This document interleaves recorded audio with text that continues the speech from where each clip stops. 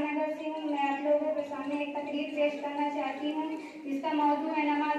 الحمدللہ رب العالمین والصلاة والسلام علی رسول کریم. اما بعد قال النبی صلی اللہ علیہ وسلم من ترک الصلاة متعمدا فقد کفر.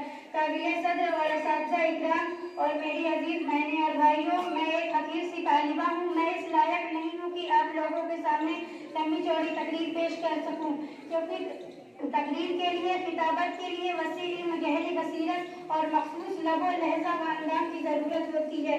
ظاہر ہے یہ اوصاف اور خوبیاں مجھ میں موجود نہیں ہیں، پھر بھی آپ لوگوں کے سامنے لب کشائی کی جرت کر رہی ہوں.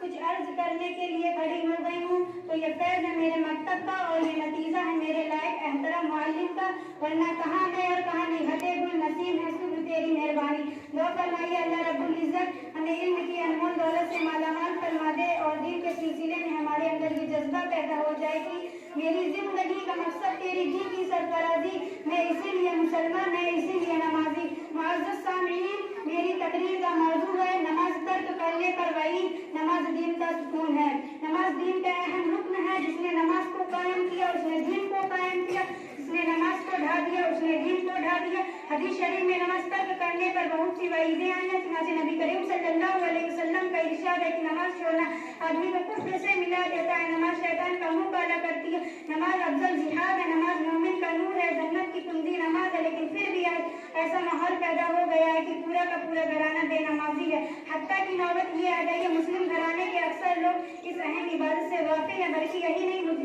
جو مسلم قوم کے رہنما کہلاتے ہیں وہ بھی اس کو ایک غیر مفید عمل سمجھ کر نظر انداز کر دیتے ہیں. انہیں یہ معلوم نہیں جس نے سجدہ کرنے سے گریز کیا گویا اس نے ابلیس کا ساتھ دیا، اس لیے کہ اس نے اللہ کا حکم نہ مانا اور ایک سجدہ نہ کرنے سے اسے ہمیشہ ہمیشہ کے لیے جنت سے نکال دیا گیا. آج ہم اپنا محاسبہ کریں کہ ہم کتنے سجدوں کا انکار کرتے ہیں. رسول اللہ نے فرمایا جس نے نماز کو قائم رکھا اس نے دین کو قائم رکھا، جس نے نماز کو ڈھا دیا اس نے دین کو ڈھا دیا. انہیں چند باتوں پر میں اپنی تقریر ختم کرتی ہوں. وآخر دعوانا ان الحمدللہ رب العالمین. السلام علیکم ورحمۃ اللہ وبرکاتہ.